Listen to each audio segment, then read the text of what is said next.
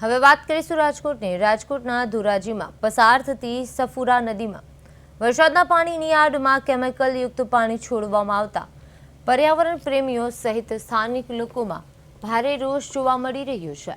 ચોમાસાના પ્રથમ વરસાદની આડમાં કેટલાક કેમિકલ માફિયાઓ દ્વારા રાત્રિના સમયે છુપી રીતે નદીના વહેણમાં કેમિકલના ટેન્કરો ઠલવી દેવાયા હોવાનો સ્થાનિકોએ આક્ષેપ કર્યો છે।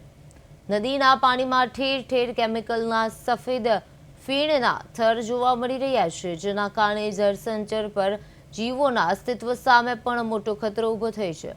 જ્યારે નદીના કિનારે વહેતા પાણીમાં ફીણ જોવા મળી રહ્યા છે।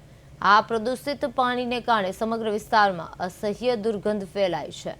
સ્થાનિક લોકોના જણાવ્યા મુજબ ધોરાજીના સ્થાનિક પ્લાસ્ટિક ઉદ્યોગો અથવા તો નજીકમાં આવેલા જેતપુરના સાડી ડાઇંગના કારખાનાઓ દ્વારા આ ઝેરી અને કેમિકલયુક્ત પાણી નદીમાં વહાવી દેવામાં આવ્યું હોવાની પ્રબળ આશંકા સેવાઈ રહી છે। હવે આ મામલે તપાસ કરવામાં આવે અને જવાબદારો સામે કડક કાર્યવાહી કરવામાં આવે તેવી સ્થાનિકોની માંગ છે।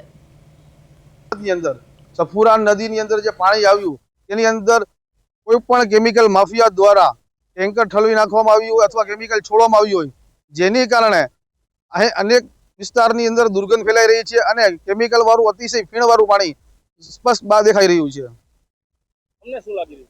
અમને એવું લાગી રહ્યું છે કે ખાસ કરીને વાત કરીએ કે ધોરાજી શહેરની અંદર અનેક પ્લાસ્ટિક ઉદ્યોગો આવેલા છે।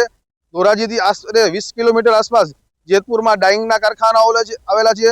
ત્યાં પણ અનેક જગ્યાએ પ્રદૂષણની ફરિયાદો આવતી હોય છે, પરંતુ કેટલાક માફિયાઓ દ્વારા ધોરાજી શહેરની જે નદી પવિત્ર નદી સફુરા નદી છે તેને પણ પ્રદૂષિત કરવાનું પાપ કર્યું હોય એવું સ્પષ્ટપણે દેખાઈ રહ્યું છે।